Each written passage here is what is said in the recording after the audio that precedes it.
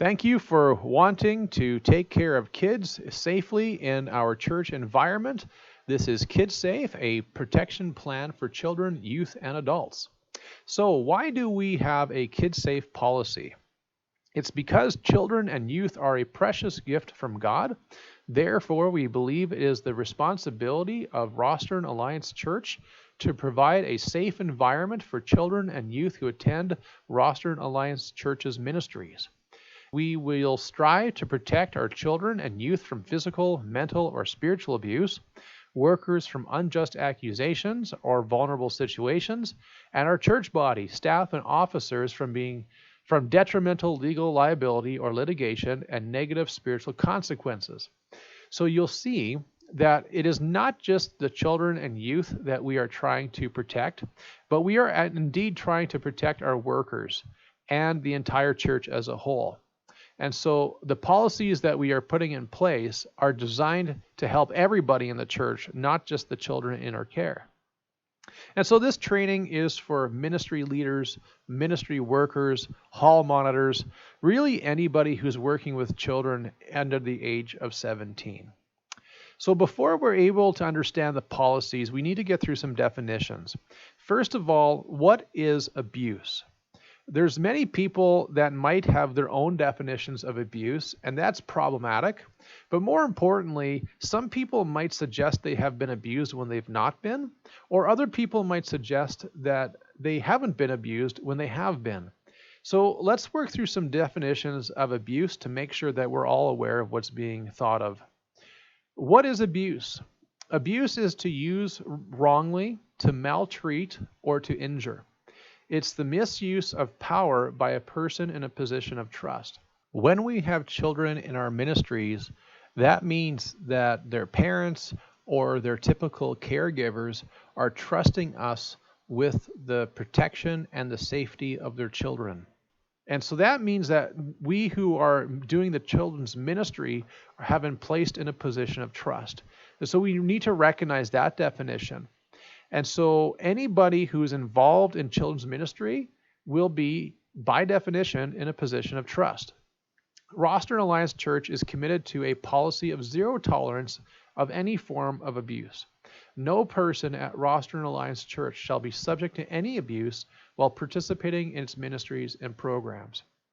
And so, what is abuse? Abuse is the opposite of John chapter 15, verse 12. Where Jesus says, "This is my commandment, that you love one another as I have loved you." So abuse is the opposite of love. And abuse may take various forms.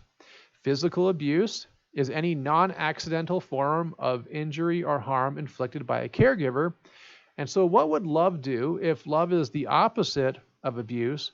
What would love do instead in terms and in respect of physical abuse?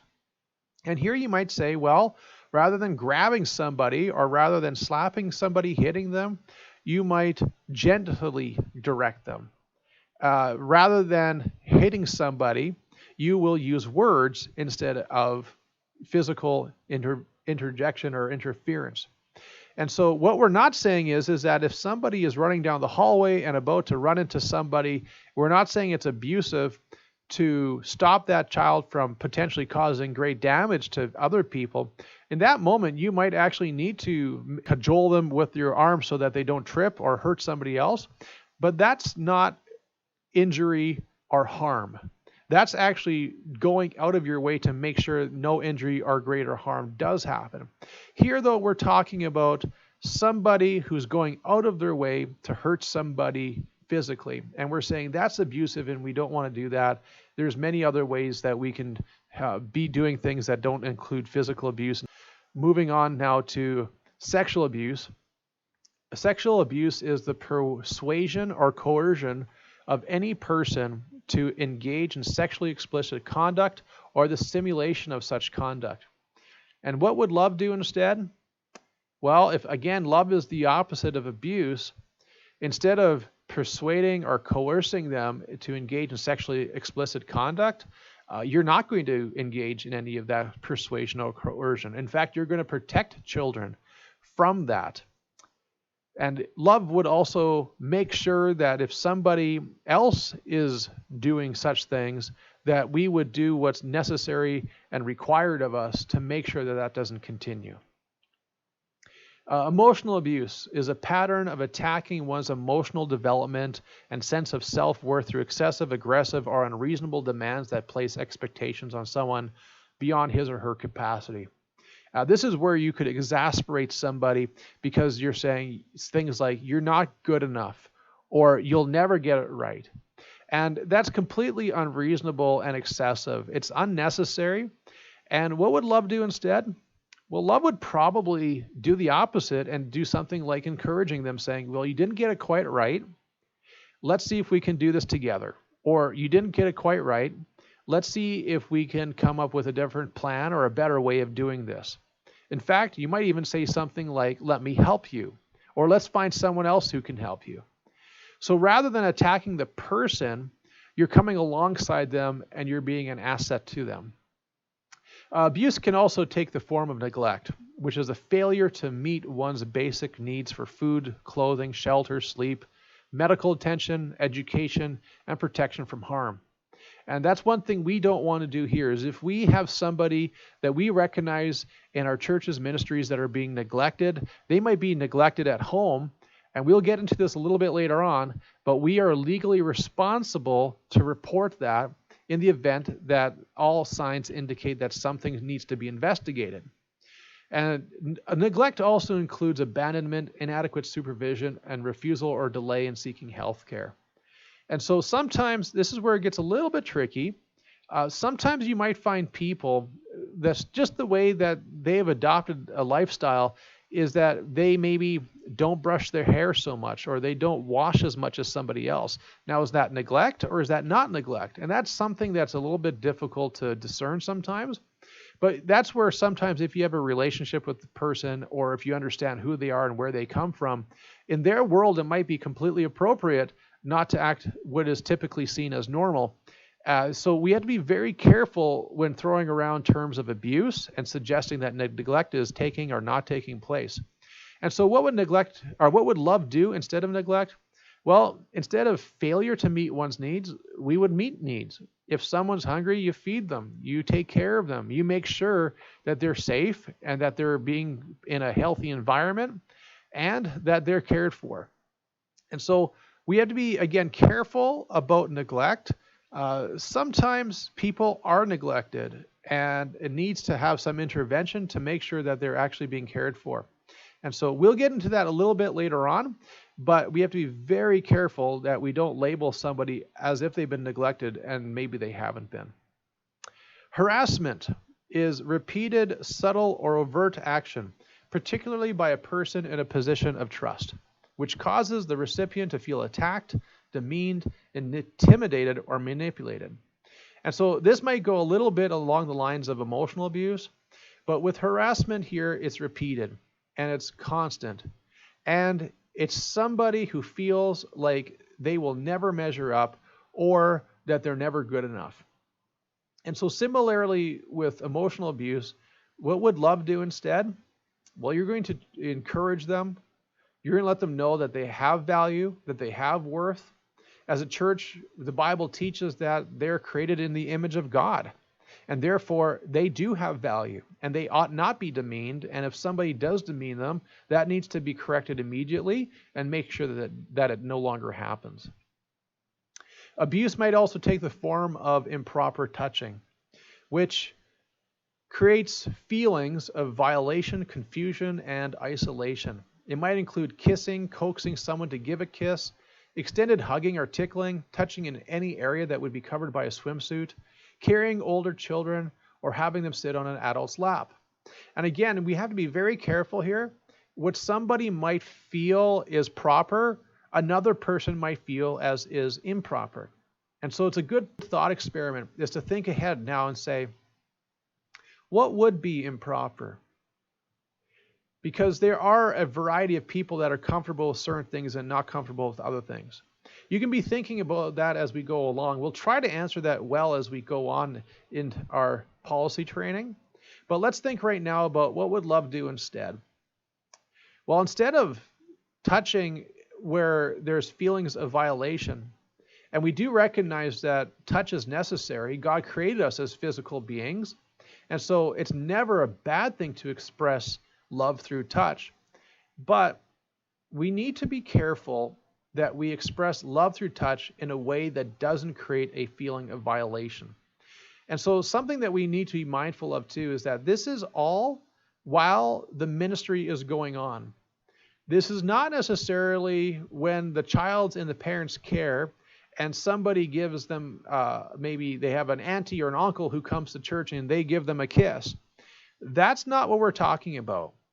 We're talking about when the child is in the care of the ministry providers, not when somebody in church happens to give them a hug or a kiss. We are not applying this policy outside of ministry times. And so what that means is that, like, you might have really close friends or family that give extended hugs or might even give tickles, and that's fine, because in that moment the child's in the position of trust with the parent or the caregiver. But when the ministry is on, that's when they're in the position of trust of our ministries and our ministry providers. And so we're saying while the ministry is on, we have to be very careful that we do not engage in improper touching that creates feelings of violation, confusion, or isolation. And what would love do instead? Well, rather than an extended hug, it might just mean that you put the arm around the shoulder and things like that, or something similar where it's not going to be interpreted as improper. There's also abuse in terms of improper discipline. At Rossiter Alliance Church, no one shall be subject to corporal punishment, that's spanking or ear pulling, etc., or emotional abuse like yelling, name calling, etc., by a staff member or volunteer. Again, we are not talking about parents. If the parent is disciplining their child, that's up to the parent. That's not up to the ministry of the church. However, while the ministry is going on and the child needs to be disciplined, we need to think through, how will we engage in discipline that's not going to result in abuse? At our Vacation Bible School, we have a 3-strike you're out rule where there's a clear, obvious, this is a wrong that you've just committed and don't do it again. The second one is after they've given that warning, if they continue to misbehave, then they sit out of their current time. So if they're in their Bible time or if they're in their craft time, they sit out. And then if they continue to misbehave yet again, we give the care providers, that, whether that be your grandma or grandpa, your parents, we give them a phone call and say, you have to pick your child up because we can't do the ministry in the midst of their lack of discipline. And so that's what we've done with VBS. Now, in terms of the other ministries of the church, consider what would be a better discipline in a ministry setting. And it might be something like a clear warning, and then after that, you get the hall monitor to come to your class, and in the event that they misbehave again, you exit the classroom with the child and you bring them to the parents. That's just an example of what you would do, but we need to think through a way of doing discipline well so that no accusation of abuse would be able to stick. And so if we know what abuse is, what would happen if you have an abused individual, or at least a suspected abused individual, come to our ministries? Well, there's signs and symptoms of abuse. Ministry personnel should be aware of the physical signs of abuse and molestation, as well as behavioral and verbal signs that a victim may exhibit. Out of the following signs, one sign alone does not constitute abuse and may simply be indicative of other issues. And so what we're saying, if you have somebody that exhibits one of the signs, it might not be indicative of anything. It might just be the way that that person is. But if you have a multiple amount of these signs, that begins asking questions like, if I see more than one of these signs exhibited, it looks more and more like something else is going on that needs to be followed up on. So possible signs of physical abuse is hostile and aggressive behavior towards others. Well, Some kids are just hostile, and that's just the way they are, and we need to curb that behavior. But sometimes hostility is actually an expression of physical abuse happening elsewhere. Fearfulness of parents and or other adults, destructive behavior towards themselves or others, or property. Inexplicable fractures or bruises inappropriate for a child's development stage. You might know that young babies, for instance, their soft bones are somewhat flexible. And if you ever have a baby with a broken bone, it's pretty much a clear telling sign that either a significant accident has happened that probably should never have happened, or more likely that something abusive took place in the life of that baby. The likelihood of a baby having a broken bone is almost zero because of the flexibility of those bones. So it's almost a dead ringer that some abuse has happened, and we need to be mindful of things like that. Burns, facial injuries, patterns of repetitious bruises are all possible signs of physical abuse. Possible signs of sexual abuse is unusually advanced sexual knowledge or behavior for a child's age and developmental stage. And sometimes you see this where the child has been exposed to materials or even activity where they shouldn't know about this stuff, but they know about it. And that might be indicative of an abusive situation that they're coming from.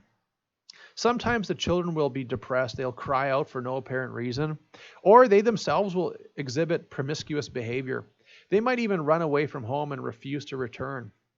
They might show that they have difficulty walking or sitting, or have bruised or bleeding in the vaginal or anal areas.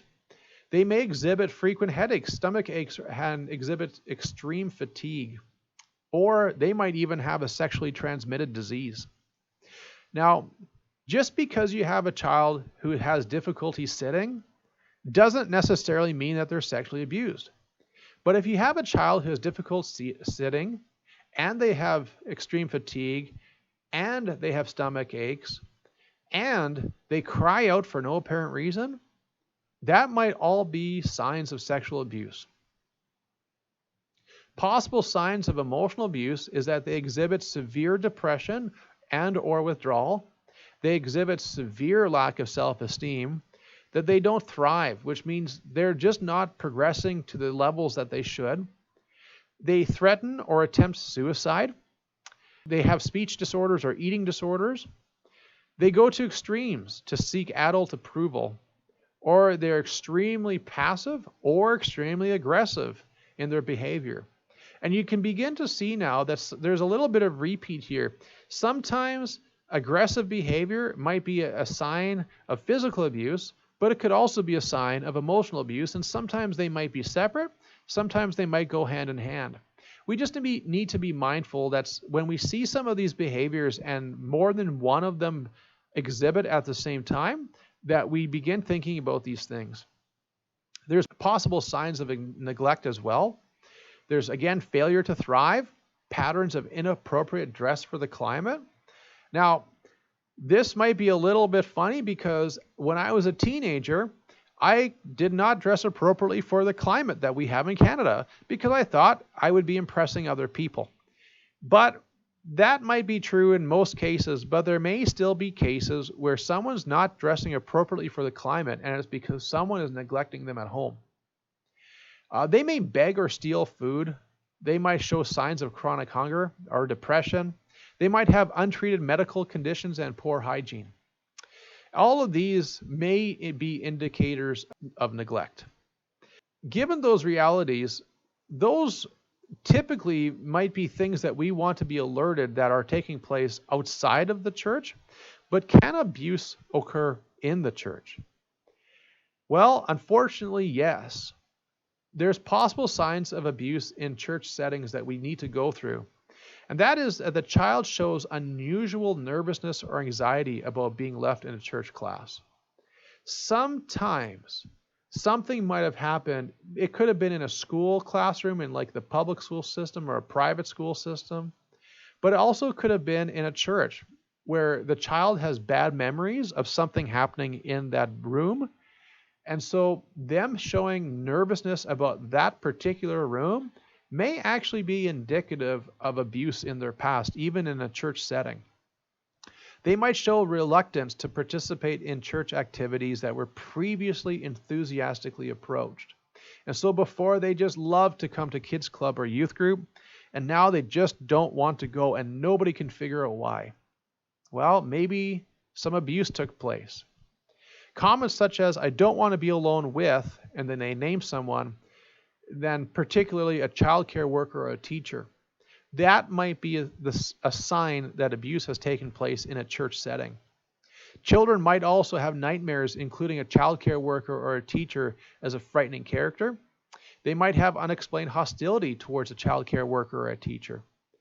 Now, you might have a child who shows some of these signs, but that doesn't necessarily mean abuse takes place. But we do need to be mindful that typically speaking, this is how some children display abuse happening in a church setting. And so what are we supposed to do? Well, we are legally responsible to report the matter to the police within 24 hours. And then if you suspect that there's something taking place, or maybe somebody, even a child, makes an allegation, you need to contact the pastor of the church, and we have a form to fill out. This is just a suspected abuse form. Nobody is suggesting that abuse took place, but we are saying that we've seen enough signs that we have concerns and we need to follow through on them. And that's where that Form A10 comes in. And then ultimately, the church must contact our insurance provider to seek legal counsel. Now, if the suspected abuse took place at Roster and Alliance Church, or if it was committed by someone who attends Roster and Alliance Church, the pastor will contact the victim's parents and explain what happened to the degree that knowledge is understood. And then if a pastor himself is accused, the board of elders will contact the district superintendent of the Christian and Missionary Alliance. Given all these things that might happen, and given all these realities that we might come into contact with, that might make us a little bit afraid. However, I would trust that there would be people that still say, actually, I know that these children might be going through some of these things, but I still want to be involved in children and youth ministry. And so, what do we do to make sure that we are doing all due diligence to ensure that the children are in a safe environment, and also that our church and our church's workers are protected? Well, we have a screening process for ministry workers. They have to be members of the church or worship at the church regularly for at least 6 months. They have to fill out the ministry worker application form, which is the Form A1. They have to fill out the ministry workers reference form, that is Form A2. They have to have an interview by the ministry lead or the pastor, which is also going to have an associated Form A3. They have to complete a police record check, and they must also complete the KidSafe Training, of which you're taking part right now. Now, if you are driving as part of our ministry and transporting children in your care, it is necessary that you produce your driver's license and your vehicle registration. You might think this is a little bit excessive, but we want to make sure that you actually have a valid driver's license and that your car is registered. The worst thing that could happen is that there be an accident and the vehicle is not properly insured. We just want to make sure that that doesn't take place. And then finally, we need final approval from the pastor. Now, who might be prohibited from working in children or youth ministry? It would be those suspected, charged, or convicted of crimes against children and or youth, and also those convicted of violent crimes. Occasional workers have a different screening process. An occasional worker is somebody who volunteers, but infrequently. And so VBS is an example. We have workers that come in from a variety of different churches or backgrounds to help out. And so the process will be slightly different for those infrequent workers. Occasional workers must complete a screening process that includes filling out the occasional worker application, which is Form A12, and they must also have final approval from the pastor. And so once you're screened and once you've been approved, now what do we do?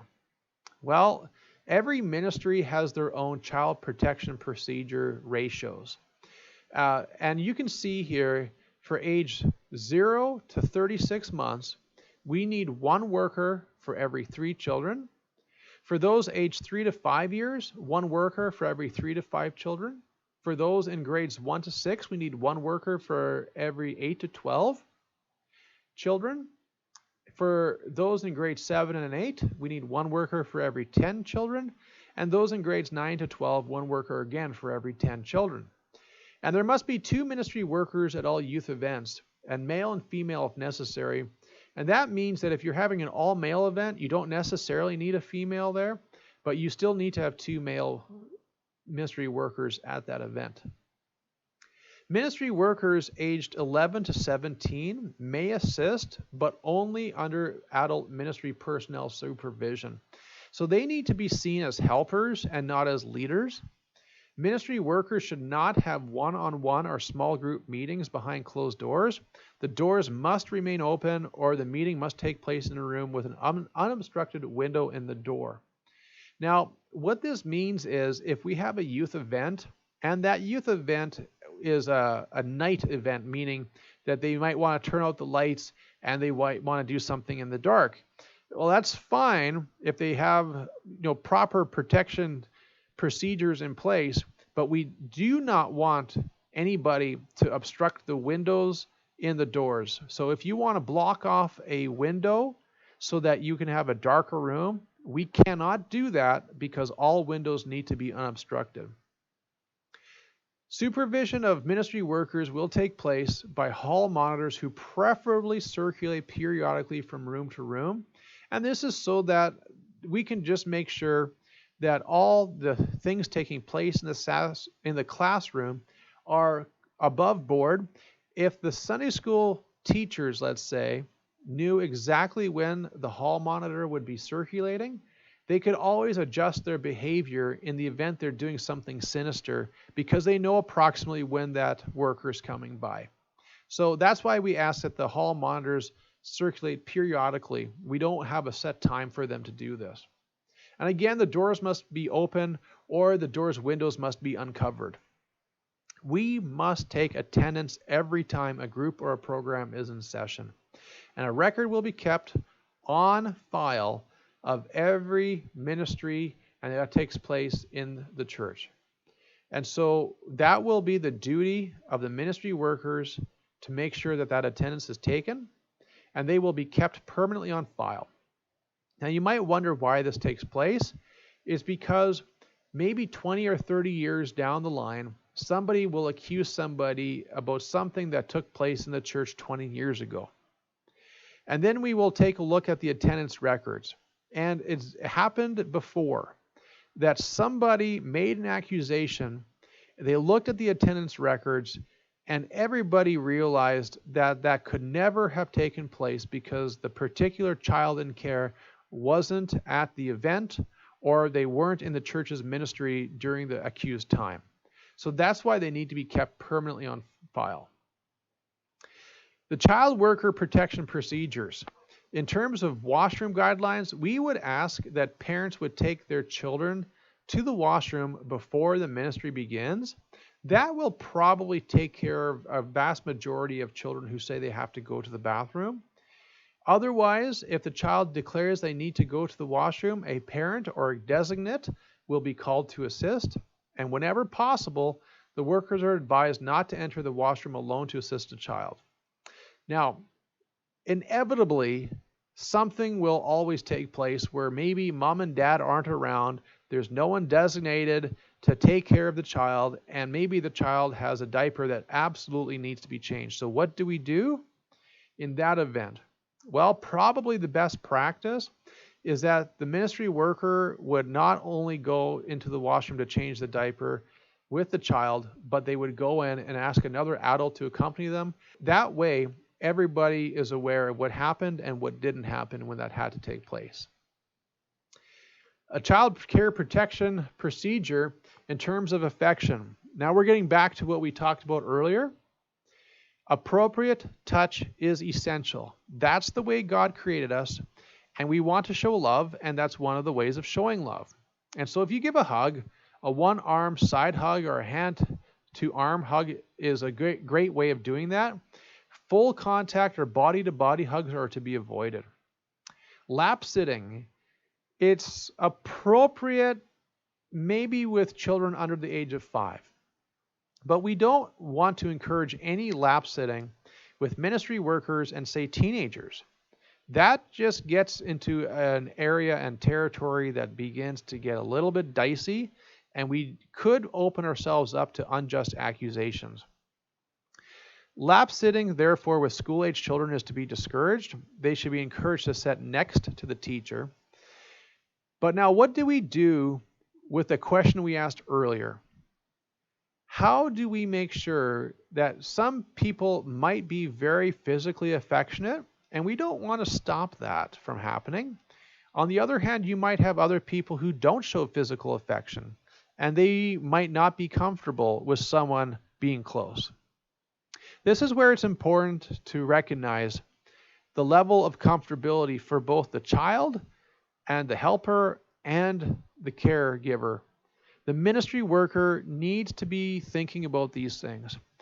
They might say, well, would the child be comfortable with this? And you might even need to ask the child if they'd be comfortable with this. And sometimes it's the child who's comfortable, but the ministry worker themselves is not. If you have a child who sits on your lap, maybe they're 4 years old and they're at VBS, they might be comfortable, but you might not be. And you might say to them, hey, I'm going to just put you right beside me. Is that okay? And then see how that turns out, and hopefully it'll all turn out fine, especially if the care worker, the ministry worker, is feeling uncomfortable. Casual touch, gentle contact during activities, maybe on the children's heads, shoulders, arms, and hands. But children should not be tossed into the air, swung by their arms or legs, or tickled. We just do not want to go there, because ultimately it can always lead to other things, or most importantly, it might just lead into an interpretation of things that didn't mean to happen or didn't intend to be interpreted that way. So it's best just to stay away from those things. At the beginning of every ministry year, which is September, all children are to submit to completing the Youth and Children Authorization and Medical Consent Form, and if applicable, also the Off-Site Overnight Activity Form. Those are forms A5 and A7. That way, with the children in our care, we can make sure that we have all the necessary information if something happens such that they need medical attention. And then, of course, if they're off-site, we need those forms filled out as well to make sure that the parents have given permission for their children to be off-site for the ministry year. Now, if the need arises for building and hosting, the billets need a recommendation from a pastor or an elder and a police record check. The information guidelines are to be distributed to the host home at least 1 week in advance. Any allergies, medications, etc., and their management must be communicated prior to arrival. Now, when building and hosting takes place, youth must always be billeted in designated areas in teams or small groups of the same gender. Youth should have distinctly separate sleeping arrangements from other household members and should not be billeted alone. And so you might have a cousin that you know really, really well, and you're being billeted at their house. Even though you may know them really, really well, you're not to be billeted at your cousin's house alone, because officially you're under the umbrella of the church while you're there during a church ministry. And so we will not billet a family member alone with another family member, even if they know them well. There will always be more than one. But most importantly, even if you know that family member really, really well, you will not be sharing a bed with them. And so we have to make sure that we follow that every time there's a building event that takes place. So when there's off-site activities, forms A5 and A7 will be copied and in the ministry lead's possession during the trip, and a copy will be kept in the church office. And this is because if for some reason the forms get lost or somehow disposed of while off site, we still have copies of those forms on site. And therefore, somebody can phone the church office in the event of an emergency, and we can still give that information. For one-time off-site activities, we use Form A6, and that's, for example, like the Sunday school goes on an off-site trip. It must be pre-approved by the ministry lead and the pastor 1 week ahead of time. In terms of a retreat or an overnight event, it must be supervised by a minimum of 2 adults, ministry personnel. Gender and age ratios must be observed. Youth will not be able to leave the event. This is very difficult on some youth because they maybe want to go out for pizza, but they were told, and their caregivers, like their parents or maybe their other caregivers, like their grandparents, were told they will be at the event the entire time. So we were not given permission to have them go out for pizza, and therefore that's why they must remain at the event. There will be no mixed gender sleeping arrangements. After the off-site activity, the leaders are to make a record of what happened. And this is not a huge diary, but just saying who was there, just generally speaking what happened. And that's just a little way of making sure that we have a little bit of a record of what happened, so that if somebody asks, we can always turn back to it and confirm if something happened or something didn't happen. In terms of transportation, the drivers must be pre-approved by the ministry lead. They have to provide that copy of a valid driver's license and provide a copy of their current automobile registration. They have to be at least 21 years of age and have a minimum of 2 years driving experience. With transportation, people cannot exceed seatbelts in the vehicle, and they must always be worn. And Form A8 will accompany the group with the original left in the church office. And of course, we ask that all of the ministry personnel obey the rules of the road. Now, social media has become something that we also have to talk about, because some people are okay with their family members having pictures online. Other people are not. And so in terms of the ministry leaders, photos will not be uploaded to any social networking site for the safety of the children. And children and youth are not to use church computers without supervision. Now, if you are using the computer as a youth who is taking the PowerPoint in the middle of the church service, that's fine. That you're designated to do that. But after the church service, you're not to be checking your email on that computer, and you're not to be checking your friend's Facebook account or anything like that. Now, where are Roster and Alliance Church's first aid kits?